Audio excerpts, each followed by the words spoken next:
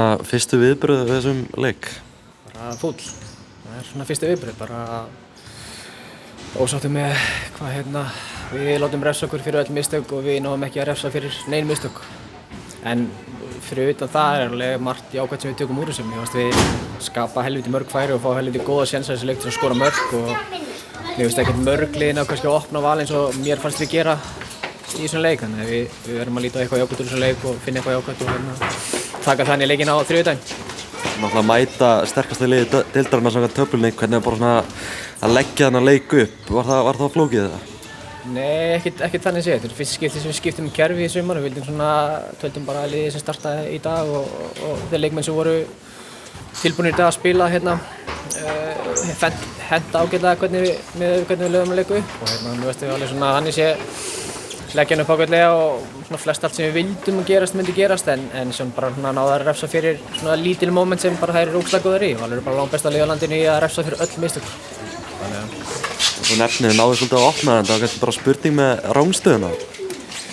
Já, ég meina maður þarf að kíkja á þetta betur. Við horfum á þetta í hálfleik og fyrir mér reyna í bæði skipti sem við sleppum í gegn og að dæmda rangstaða þá finnst mér leikmaður Valsarinn að spila boltanum, reyna að gera tilraun til að vinna boltan og það er ekki rangstaða samkvæmt reglunum.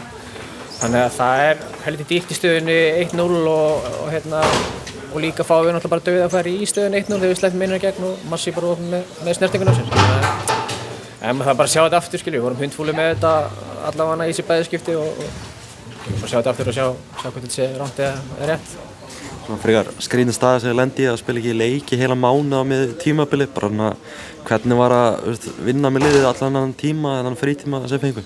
Erfitt, ég meina, þetta meikar ekki neitt sens og þetta er bara fáránlegt og að þekkja það allir fótboltamenn að ef það er ekki leikur í vikuna sumrin til að gíra sig upp í vikuna og þurfa að mæta á æfingu viku eftir viku og það er ekki leikur, það er bara erfiðara.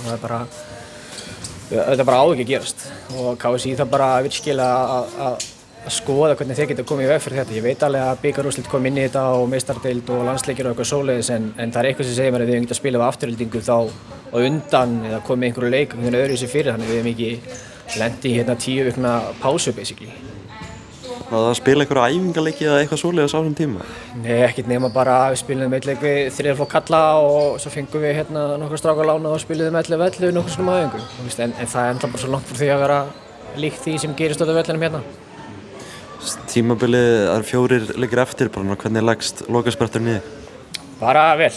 Ég meina við höfum ennþá fulla trú á þessu og við þurfum einhvern veginn að finna jákvæð út úr þessum leik og sjá hvernig við getum tekið það og við eigum risa leiki eftir. Við teljum okkur alveg geta unnið þessi lið sem við eigum eftir og við þurfum bara að fækka mistökunum og nýta þessi sénsir sem við fáum og þá er bara leikurinn að spila alltaf öðruvísi fyrir okkur. Lokum eru einhverjar sögur þjálfarabreytingar eftir tímabil, getur eitthvað tjáðið það núna?